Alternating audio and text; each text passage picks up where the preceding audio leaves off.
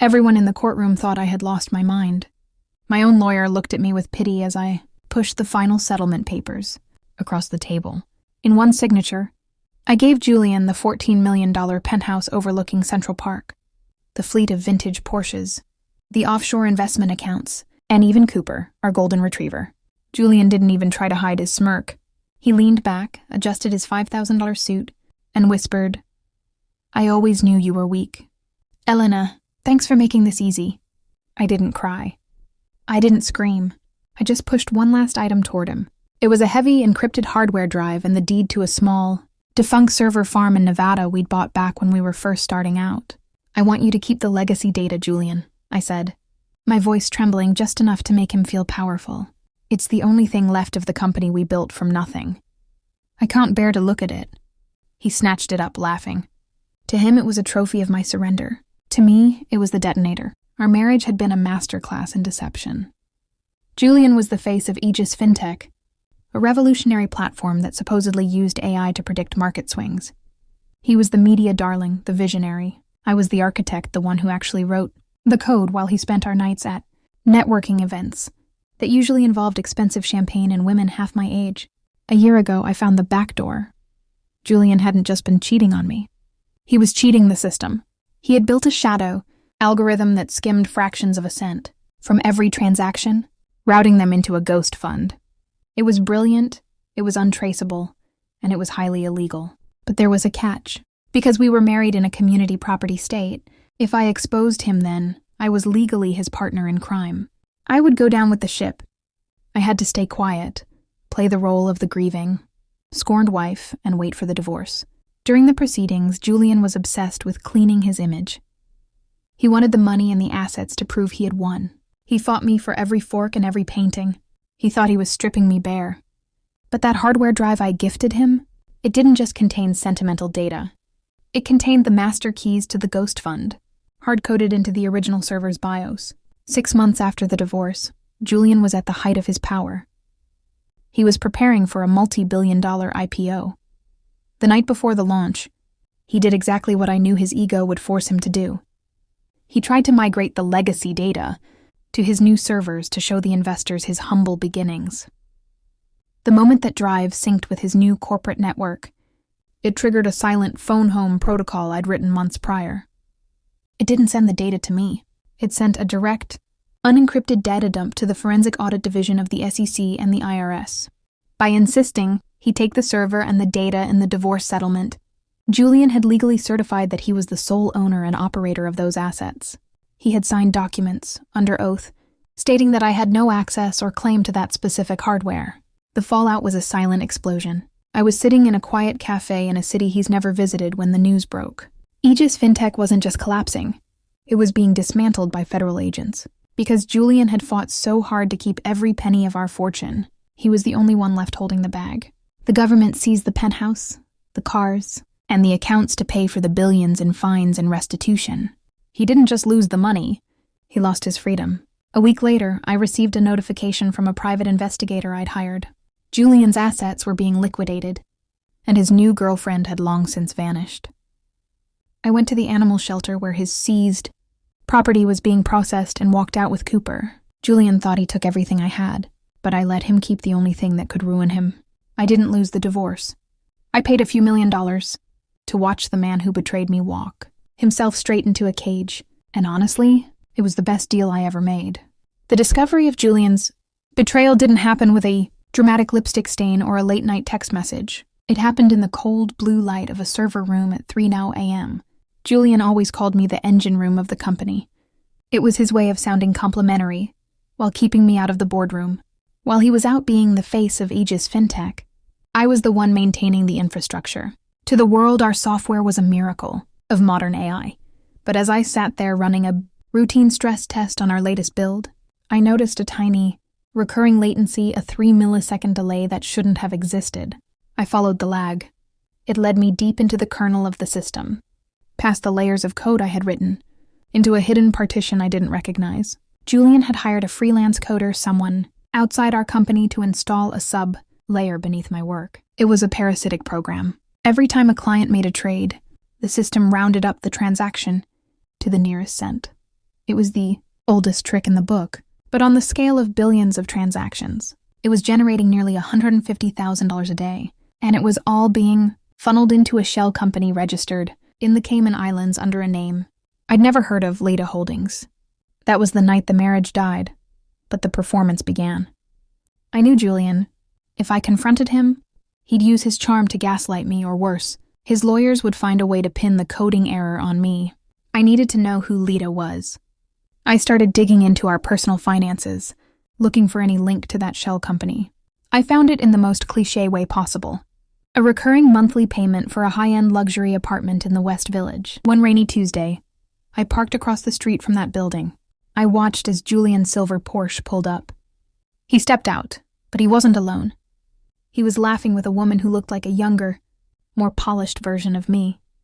She was wearing a necklace that I recognized, the one-of-a-kind emerald Julian told me he'd bought as an investment for our retirement.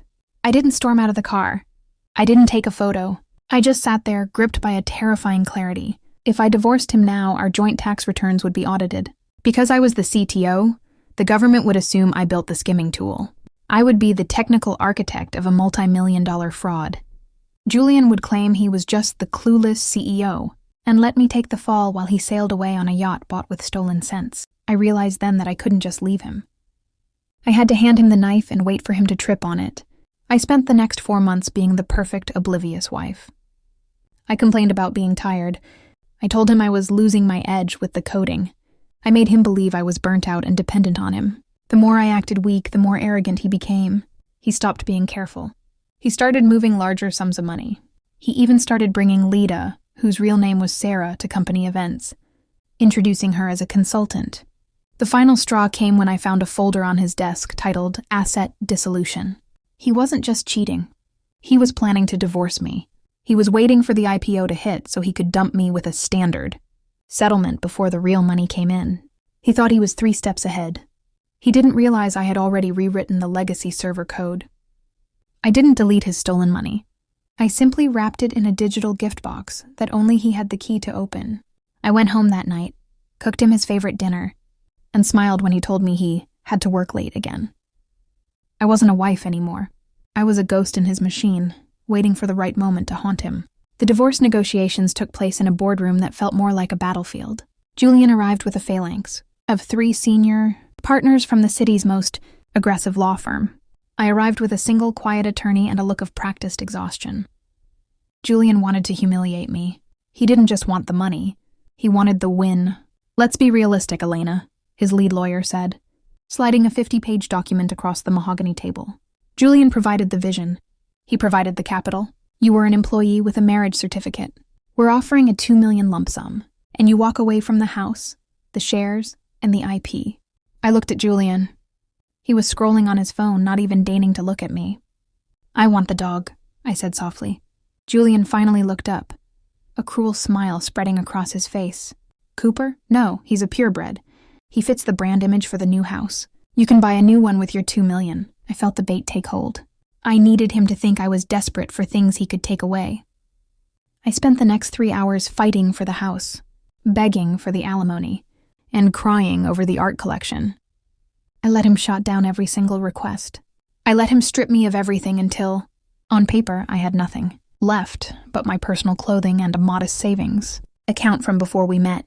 "Fine," I whispered, wiping a stray tear that was actually a product of sheer adrenaline. "You take the house. You take the money. You take the dog. But I won't sign unless I get the server farm in Nevada." Julian's lawyer paused. "The Nevada property? That's a tax write-off. The equipment is 10 years old. It's literal junk." "It's where we started," I said, my voice cracking. "It's sentimental. All the original code, the stuff we wrote together, is on those drives. If I can't have my life with you, I want the memory of how we began." Julian let out a short, sharp laugh. "You want the memories, Elena? You want that dusty basement full of cooling fans and obsolete motherboards? Fine, but there's a catch." This was the moment. "If you take the Nevada assets," Julian said, leaning forward, "you take the full maintenance liability, and I want a clean break clause. You certify that you have no further access to the Aegis network, and you hand over every encryption key in your possession today. You leave with your memories, and I never have to see your face in my company again." I hesitated. making him think he was squeezing me. "And the dog?" "I keep the dog," he snapped. "Sign the paper." I signed. As we walked out of the room, Julian caught my arm. "You always were a dreamer, Elena. That's why you're leaving with a box of scrap metal while I'm taking Aegis to the moon. Sentimental value doesn't pay the bills." "You're right, Julian," I said, looking him dead in the eye for the first time. "It doesn't." What Julian didn't know was that by forcing me to hand over every encryption key, he had inadvertently accepted a master key I'd created just for him. He thought he was locking me out of the system. In reality, he was locking himself into a legal cage. The Nevada server farm wasn't just a memory, it was the physical host for the Ghost Fund software. By demanding the legacy data and the clean break clause, Julian had legally declared that he was the sole person with access to those specific drives. From that moment forward, I went back to my small rented apartment and opened my laptop. I wasn't looking at bank accounts or social media. I was watching a terminal window. 1 week later, Julian's ego did exactly what I predicted. He didn't just want to be rich. He wanted to be a legend. He decided to host a founders gala to announce the IPO, to make the presentation poetic. He planned to run the opening ceremony using the original code from the Nevada servers, a tribute to his own genius. He had his tech team haul the old hardware into the Aegis data center. He had them plug it into the backbone of his multi-billion-dollar empire. I watched the connection light up on my screen. "Green. Syncing," the terminal read. I didn't have to do anything else. The software I'd hidden in the BIOS years ago recognized the high-speed corporate fiber. It saw the Leda Holdings accounts, and it did exactly what a good program should do. It reported a massive, ongoing security breach, including the full history of the rounding, fraud to the federal authorities. Julian wanted to keep the one thing that proved he was a self-made man. Instead, he kept the one thing that proved he was a thief. The grand ballroom of the Plaza Hotel was dripping in gold. Julian stood on the stage, a glass of vintage champagne in one hand, the other resting casually on the podium. Behind him, a massive 40-foot LED screen displayed the Aegis FinTech logo. "Tonight," Julian told the crowd of investors and journalists, "we don't just celebrate a company. We celebrate the journey. To show you how far we've come, I've brought the original hardware out of retirement. We're going to launch the IPO sequence using the very first lines of code I ever wrote." He pressed a ceremonial glass button. On the screen, a terminal window opened. Lines of green code began to scroll. The legacy data he had fought so hard to keep in the divorce. The crowd cheered as the IPO authorization loading bar hit 100%, but then the green text turned blood red. A new window popped up. It wasn't the stock market ticker. It was a file directory labeled Leda Holdings Internal. The screen began to auto-scroll through thousands of entries, dates, times, and the exact amounts of money Julian had skimmed from his clients. The room went silent. Julian's smile froze. He frantically tapped at the podium's touchscreen, but he had no control. The clean break clause he had forced me to sign meant that the system's security protocols were now locked to his biometric signature alone. He was the only one who could stop it, but he had no idea how. "What is this?" A major investor shouted from the front row. "Julian, is that a ghost ledger?" Before Julian could spin a lie, the heavy oak doors at the back of the ballroom swung open. 12 men and women in dark windbreakers, with FBI and SEC stenciled in yellow across the back, moved with clinical precision. "Julian Thorne," the lead agent called out, his voice echoing over the speakers. "We have a warrant for your arrest on charges of wire fraud, money laundering, and grand larceny. Step away from the podium." The legacy server hadn't just leaked the data to the ballroom screen. It had finished its encrypted upload to the Department of Justice's servers 20 minutes earlier. The chaos that followed was a blur of flashing cameras and shouting. Julian was let out in handcuffs, his $5,000 suit jacket pulled over his head to hide from the paparazzi.